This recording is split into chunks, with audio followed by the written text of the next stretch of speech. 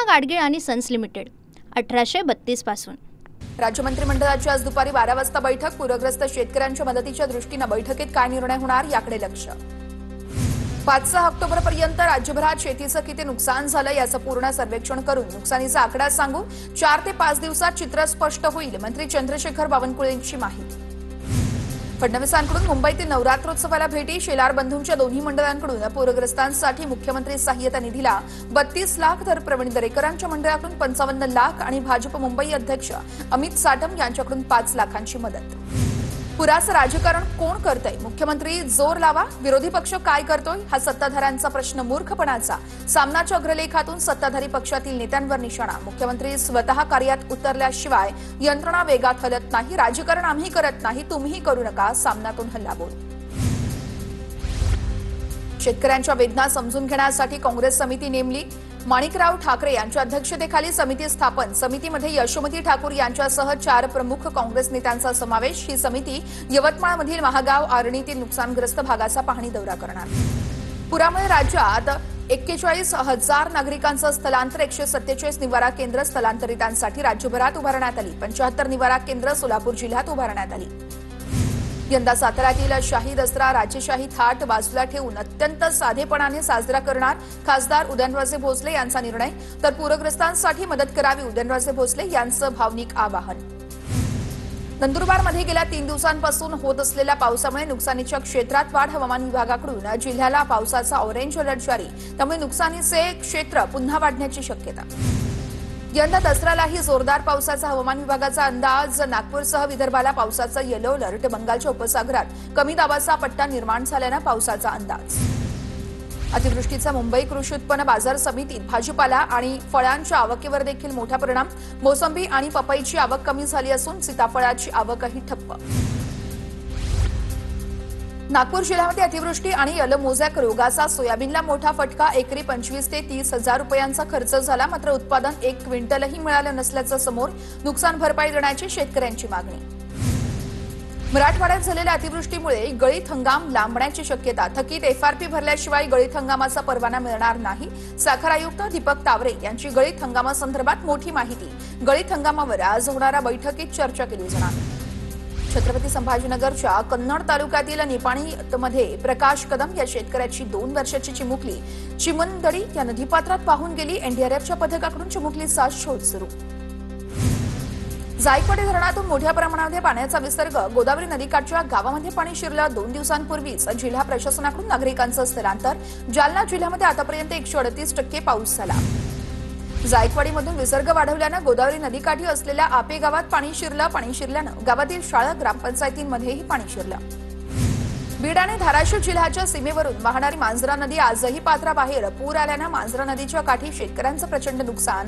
ड्रोनच्या दृश्यांमध्ये पुरामध्ये झालेली विदारक परिस्थिती समोर। लातूर जिल्ह्यातल्या कानडी बोरगाव इथं भाजप आमदार रमेश कराड यांच्या ताफ्यासमोर शेतकऱ्यांनी केली मदतीची याचना। व्यथा मांडत असताना काही शेतकरी रडता रडता जमिनीवर कोसळले। धाराशिवच्या भूम परिसरामध्ये अतिवृष्टीमुळे शेतकऱ्यांचं सोयाबीन जागेवरच सडलं। काढणीला आलेलं पीक सडल्यानं शेतकऱ्यांना मोठा फटका। हातातोंडाशी आलेला घास हिरावल्यानं खत बियाण्यांचा खर्च निघणंही मुश्किल। सोलापूरच्या करमाळा तालुक्यातील बिटर गावला 15 दिवसात तिसऱ्यांदा सीना नदीच्या पुराच्या पाण्याचा फटका। प्रशासनानं आम्हाला मदत केली। तहसीलदार शिल्पा ठोकडे रात्री 2 वाजता गावात आल्या। प्रशासनाच्या मदतीवर बिटर गावचे ग्रामस्थ समाधानी। जळगावच्या गिरणा नदीनं रौद्ररूप धारण केल्यानं चांदसर गावात हजारो हेक्टर शेती पाण्याखाली। शेतात पाणी शिरल्यानं केळी, मका आणि कापूस पिकांचं मोठं नुकसान। जळगावमध्ये अतिवृष्टीमुळे एरंडोल तालुक्यातील गावांना मोठा फटका। अंतुर्ली शिवारात अतिवृष्टीमुळे शेतकऱ्यांची मोसंबी बाग जमीनदोस्त। मुसळधार पावसामुळे धुळ्यातील बडेल शिवारात शेतीचं मोठं नुकसान। 5 एकरातील शेवगा पिकाची हानी। रामदास मोरे या शेतकऱ्यांना नुकसान झाल्यानं फोडला हंबरडा। गडचिरोलीमध्ये गोदावरी नदीला आलेला पूर आणि बॅकवॉटरचा मोठा फटका। गुमलकोंडा गावात पाणी शिरल्यानं मोठं नुकसान। घरात पाणी घुसल्यानं जीवनोपयोगी साहित्यांचंही मोठं नुकसान। जळगाव जिल्ह्यातील पाचोरा तालुक्याला अतिवृष्टीचा तडाखा। हिवरा नदी काठावरील एक घर कोसळल्यानं एका लहान चिमुकल्याचा मृत्यू, तर एक जण गंभीर जखमी झाल्यानं त्याला रुग्णालयात हलवलं। राज्यातील पूरस्थिती संदर्भात सुप्रीम कोर्टाचे वकील राजसाहेब पाटील यांचं पंतप्रधान मोदींना पत्र। पूरस्थिती लक्षात घेऊन केंद्र सरकारने मदत करावी, कर्जवसुली करणाऱ्या बँकांना थांबवण्याचे आदेश द्यावेत, राज पाटील यांची पत्रातून मागणी। पूरग्रस्तांना मदत करायची की नाही हा उद्योजकांचा वैयक्तिक प्रश्न, पण शासन बाधित लोकांच्या पाठीमागे ठामपणे उभं राहणार उद्योजकांकडून पूरग्रस्तांच्या मदतीवर मंत्री उदय सामंतांची प्रतिक्रिया। बीडच्या साळेगावमध्ये पूरग्रस्तांसह परराज्यातील शेतमजुरांना किराणा किटचं वाटप, गहू तांदूळासह इतर खाद्यपदार्थ आणि ताडपत्रीचे तहसीलदार राकेश गिट्टे यांच्या उपस्थितीमध्ये वाटप। नगरमध्ये होणाऱ्या एआयएमआयएमचे अध्यक्ष असदुद्दीन ओवेसींच्या सभेला परवानगी नाही। संध्याकाळी 5 वाजता शहरातील मुकुंदनगरमध्ये होणार होती ओवेसींची सभा। काल झालेल्या राडानंतर शहरातील तणावाची परिस्थिती पाहता ओवेसींची सभेला परवानगी नाही। असदुद्दीन ओवेसींच्या कोल्हापूर दौऱ्याला हिंदुत्ववादी संघटनांचा विरोध। ओवेसींच्या दौऱ्या दिवशी कोल्हापुरात तणाव निर्माण झाल्यानं कार्यक्रम रद्द, तर महाराष्ट्रात जातीपातीचं राजकारण सुरू। मराठा, ओबीसी, बंजारा, धनगरांमध्ये भांडण लावण्याचा प्रयत्न, काठोलमधील घटनेनंतर इम्तियाज जलील यांचा आरोप। कोल्हापुरात येऊ नका म्हणता मी पाकिस्तानात जाऊन तिथल्या टीव्ही चॅनलवर पाकिस्तान दहशतवाद पसरवत आहे असं बोललं होतं असदुद्दीन ओवेसींचं विरोधकांना प्रत्युत्तर। कोल्हापुरात लीडर तयार करण्याचं काम सुरू आहे। कोल्हापूरच नव्हे, आम्ही सर्व निवडणुका लढणार आहोत, आम्ही एमआयएम पक्ष वाढवण्यासाठी मदत करणार, इम्तियाज जलील यांची प्रतिक्रिया। विरारच्या विवा कॉलेजमधील गरब्यावरून नवा वाद होण्याची शक्यता। गरब्याआडून लव जिहाद सुरू असल्याचा भाजप युवा मोर्चाचा आरोप। अशोक शेळकेंकडून 2 मुस्लिम मुलांचे सोशल मीडियावरील चॅट व्हायरल, पोलीस उपायुक्तांनी कठोर कारवाई करावी, अशोक शेळकेंची मागणी। ज्या गाढवाने आरोप केले त्या गाढवाने येऊन पहिला कॉलेज बघावं, भाजपचे नेते अशोक शेळकेंना हितेंद्र ठाकूर यांचं आव्हान। विरारच्या विवा कॉलेजमधील गरब्यासंदर्भात कथित चॅट झाले व्हायरल। मुंबईमध्ये धनगर शिष्टमंडळाची मुख्यमंत्री फडणवीसांसोबत बैठक संपन्न। 30 जणांच्या शिष्टमंडळाची फडणवीसांसोबत चर्चा, कायदेशीर प्रक्रियेशिवाय जीआर काढता येणार नाही, मुख्यमंत्री म्हणाले। बैठकीनंतर ओबीसी नेते प्रकाश शेंडगेंची माहिती। धनगर आणि धनगड हे एकच आहेत असं म्हणत सुप्रीम कोर्टाचे वकील विठ्ठल आदित्य यांचं पंतप्रधान मोदींना पत्र। दीपक बोराडेंच्या उपोषणाच्या पार्श्वभूमीवर हे त्यांनी पत्र लिहिलंय। ठाकरे सेनेचे खासदार ओमराजे निंबाळकर आणि बंडू जाधव यांनी घेतली दीपक बोराडेंची भेट। आमदार कैलास पाटीलही उपस्थित। धनगर आरक्षणासाठी बोराडेंचं मागील 14 दिवसांपासून उपोषण। आरक्षणाच्या मुद्द्यावर आज अमरावतीमध्ये आदिवासी समाजाचा भव्य मोर्चा निघणार। मोर्चात हजारोंच्या संख्येनं आदिवासी बांधव सहभागी होणार असल्याची माहिती। आदिवासी आरक्षणात बंजारा समाजाला स्थान न देण्याची मागणी।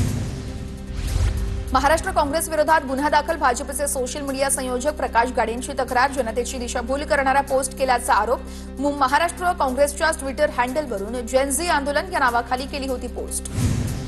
मी आजपर्यंत एकाही कॉन्ट्रॅक्टरकडून 1 रुपयाही घेतला नाहीये, मी खोटी कामं केली नाहीये, त्यामुळे कितीही आरोप झाले तरी विचलित होणार नाही, नितीन गडकरी यांचं अंजली दमानी यांना प्रत्युत्तर। किशोरी पेडणेकर पुन्हा महापौर, समर्थकांकडून व्हिडिओ व्हायरल। ठाकरेंच्या शिवसेनेकडून मुंबई मनपा निवडणुकीची तयारी, तर मुंबईचा महापौर मराठी होणार आणि मनसेचाच होणार, मनसेचे मुंबई अध्यक्ष संदीप देशपांडेंचा दावा। महापौर कुणाचा होणार यावर भाष्य करायचं नाही, दोन्ही पक्षांवर आम्ही बोलणार नाही, पण मुंबईकर नागरिक त्यांना त्यांची जागा दाखवतील। महापौर पदाचे दावे प्रतिदाव्यांवर आशिष शेलारांची प्रतिक्रिया। महेंद्र दळवी यांच्याकडून सुसंस्कृतपणाची अपेक्षा करणं चुकीचं, अजित पवारांच्या राष्ट्रवादीच्या प्रवक्त्या सायली जाधव यांची टीका। दळवी यांची हिंमत असेल तर तटकरे यांच्यासोबत विकासाच्या मुद्द्यावर बोला, सायली जाधव यांचं आव्हान। साताऱ्यामध्ये पाटणकर गटातील 400 पदाधिकारी कार्यकर्त्यांचा शिवसेनेत जाहीर प्रवेश। मंत्री शंभूराज देसाई यांच्या उपस्थितीमध्ये पक्षप्रवेश संपन्न। नवी मुंबईतील शरद पवारांच्या राष्ट्रवादीचे जिल्हाध्यक्ष चंद्रकांत पाटलांचा शिंदेच्या शिवसेनेत पक्षप्रवेश। ठाण्यात उपमुख्यमंत्री एकनाथ शिंदेच्या उपस्थितीत पक्षप्रवेश संपन्न।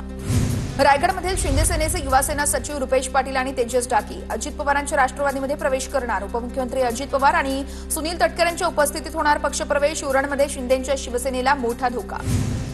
पुणे जिल्हा व्यापारी आघाडीचे माजी अध्यक्ष स्वप्नील शहांच्या भाजपच्या प्राथमिक सदस्यत्वाचा राजीनामा। शिंदेची शिवसेना आणि अजित पवारांच्या राष्ट्रवादीकडून संपर्क झाला असल्याची स्वप्नील शहांची माहिती।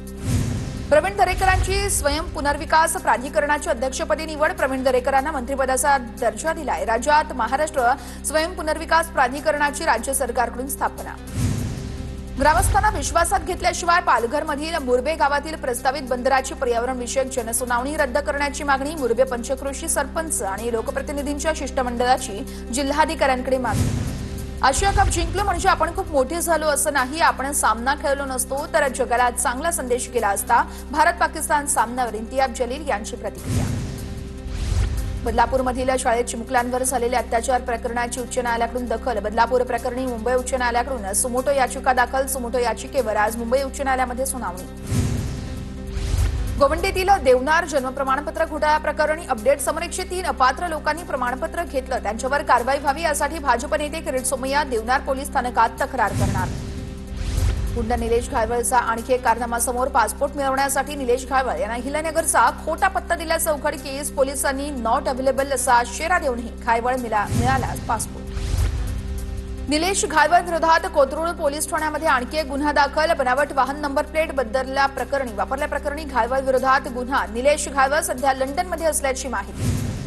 नवरात्रोत्सव दिवाळीसाठी मुंबई पोलिसांचे आदेश जारी. देवीच्या मूर्ती विसर्जनानंतर व्हिडिओ काढण्यास आणि सोशल मीडियावर शेअर करण्यास बंदी घातली. तर दिवाळीसाठी फटाके, लेझर बीम, प्रकाश उत्सर्जित करणाऱ्या वस्तूंच्या वापरासही बंदी. मुंबई पालिकेची प्रभाग रचना 6 ऑक्टोबरला जाहीर होणार. निवडणूक प्रक्रियेला वेग. 1 जुलैपर्यंतची मतदार यादी ग्राह्य धरली जाणार. राज्यातील पूरग्रस्तांच्या मदतीसाठी सिद्धिविनायक गणपती मंदिर ट्रस्ट सरसावलं. मुख्यमंत्री सहाय्यता निधीसाठी 10 कोटी रुपये देण्याचा निर्णय. ट्रस्टच्या कार्यकारी अधिकारी वीणा पाटील यांची माहिती. पूरग्रस्तांसाठी सरकारी कर्मचाऱ्यांकडून 50 कोटींची मदत. राज्यातील पूरग्रस्तांसाठी 1 दिवसाचं वेतन मुख्यमंत्री निधीला दिलं. अतिवृष्टी काळात एसटीच्या आगारातील आगार व्यवस्थापक कर्तव्यावर गैरहजर. महामंडळाच्या 251 पैकी 34 आगारांमधील गैरहजर असलेल्यांवर कारवाई केली जाणार. कर्जत यार्ड पुनर्रचना कामासाठी कर्जत रेल्वे स्थानकामध्ये पॉवर ब्लॉक. 1 ऑक्टोबर आणि 2 ऑक्टोबरला ब्लॉक. मध्य रेल्वे प्रशासनाची माहिती. ब्लॉक काळात प्रवाशांची प्रचंड गैरसोय होण्याची चिंता. विद्यार्थी ऑनलाईनही शाळेमध्ये हजर दिसणार. युडायस प्रणालीमध्ये प्रवेश नोंदणीसाठी 17 ऑक्टोबरपर्यंत मुदतवाढ. बीएससी नर्सिंग नोंदणीसाठी 5 ऑक्टोबरपर्यंत मुदतवाढ. राज्यातील अतिवृष्टी आणि पूरपरिस्थितीमुळे अनेक विद्यार्थी नोंदणी करू न शकल्यानं मुदतवाढ दिल्याची माहिती. गेटवे ऑफ इंडिया गिरगाव चौपाटीवर पर्यटकांच्या सुरक्षेसाठी माजी सैनिकांची गस्त. पर्यटन विभागाकडून पर्यटक सुरक्षा बल उपक्रम. पुण्यातील काशीबाई नवले हॉस्पिटलमधील कर्मचाऱ्यांनी हॉस्पिटल प्रशासनाविरोधात संप पुकारला. पगारासह इतर मागण्यांसह गेल्या 6 महिन्यांपासून कर्मचाऱ्यांचं आंदोलन सुरू. साताऱ्यातील कोयना धरण परिसरामध्ये रात्री 3.4 रिश्टर स्केलच्या सौम्य भूकंपाचे धक्के. भूकंपाचा केंद्रबिंदू कोयना खोऱ्यात हेळवा गावात असल्याची माहिती. भूकंपाने कोणतंही नुकसान झालं नसल्याचीही माहिती. लातूर जिल्ह्यातील किल्लारीमध्ये भूकंपाला आज 32 वर्ष पूर्ण. विध्वंसक भूकंपाचे स्मरण म्हणून किल्लारी परिसरात आज काळा दिवस पाळला जातो. मात्र 32 वर्ष उलटली तरी या भागातील कारला आणि कुमठा गावाच्या पुनर्वसनाचा प्रश्न कायम. गोंदिया नगर परिषदेवरती न्यायालयाची जप्तीची कारवाई. मुख्याधिकारी कार्यालयामधील खुर्ची आणि इतर साहित्य न्यायालयानं जप्त केलं. 2016 पासून तक्रारकर्त्यांचे पैसे थकवल्यानं न्यायालयाची कारवाई. नगर परिषदेकडे 33,34,000 रुपये अद्यापही प्रलंबित. साताऱ्यातील कास पठारावरती जागतिक पर्यटन दिनानिमित्त ई व्हेकल सफारीला सुरुवात. शिक्षण आयुक्त महाराष्ट्र राज्य पुणे सचिंद्र प्रताप सिंह यांच्या हस्ते उद्घाटन. शिंदे सेनेचे माजी महापौर ललित कोल्हेंना फार्म हाऊसवरील बनावट कॉल सेंटर प्रकरणी पोलीस कोठडी. ललित कोल्हेंसह 7 जणांना पोलीस कोठडी. बनावट कॉल सेंटर प्रकरणी सर्व आरोपींना अटक. पूना गाडगीळ आणि सन्स लिमिटेड 1832 पासून.